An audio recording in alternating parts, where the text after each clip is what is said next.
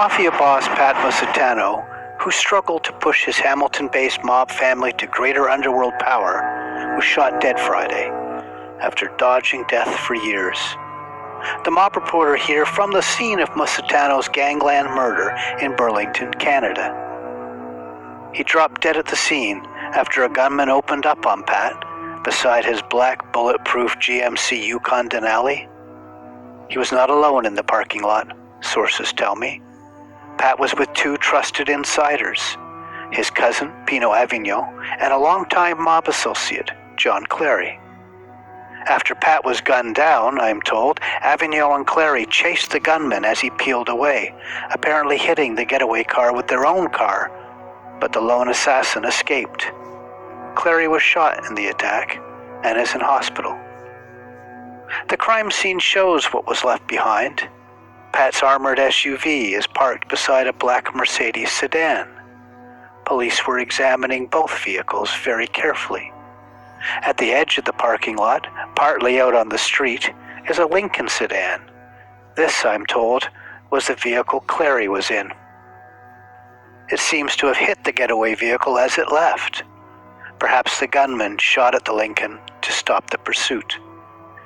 Regardless of how it went down, it is hard to be shocked that Pat was finally killed.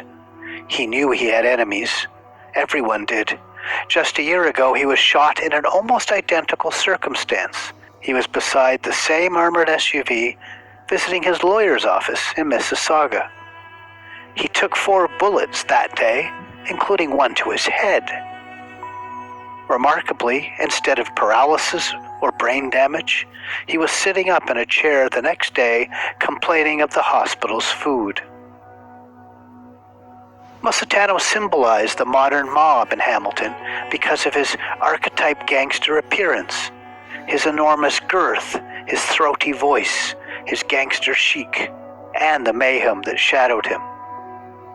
He was a decidedly blue-collar mobster who loved cars, hockey, hanging out in bars and restaurants, wearing dark sunglasses and dressed in suits, always custom-made because of his size, and sometimes a silk scarf draped around his neck. Musitano was born into the mafia as the eldest son of a mafia boss, and he embraced its outlaw culture until his final day. He knew exactly what his father, Dominic Musitano, was, and what his family name and lineage meant. When his father died after a heart attack in 1995, Pat Musitano took over the family business. He was more aggressive than his father. He pushed to bring his mob family to greater underworld power. There were 2 mafia figures who stood in his way.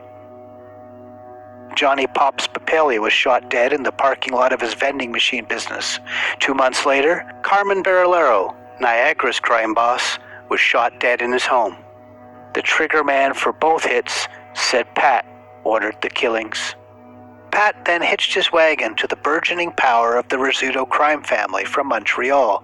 Under the Sicilian mobster Vito Rizzuto, it may have seemed a safe bet, but Pat's timing was terrible.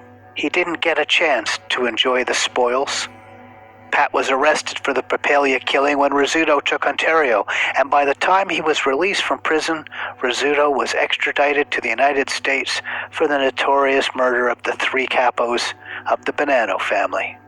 The Rizzuto family was crippled, and the Calabrian gangsters who felt betrayed by Pat were taking power back. Everyone was waiting for Pat to meet gangland retribution.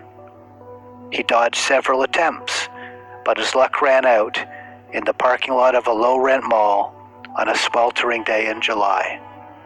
He lived his life like a gangster, and he died like a gangster. Thank you for watching.